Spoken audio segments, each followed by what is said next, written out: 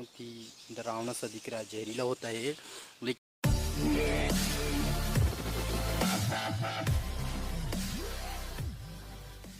ये एकदम जहरीला है, जो माना जाए कि वो जहरीला होता है। लेकिन ये किसी को काटता नहीं क्योंकि इसका जहर बहुत अद्भुत होता है। लेकिन हम इसको आपको अच्छी तरह से दिखाएंगे। ये देखो, इसको घोंगा बोलते हैं छत्तीसगढ़ी में। ये देखो, बहुत ही खतरनाक, बहुत ही सुंदर। ये देखो, ये है घोंगा बोलते हैं इसको, लेकिन इसका हम इसे छोड़ रहे हैं। ये देखो, बहुत ही अद्भुत, एकदम सुंदर जैसे संग जैसा दिख रहा है। ये देखो, है कि नहीं।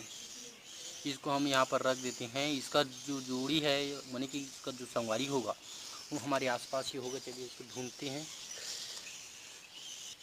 ये देखो, उसका संगवारी मिल गया हमें। ये देखो, बहुत ही यहाँ पर छुपा हुआ है।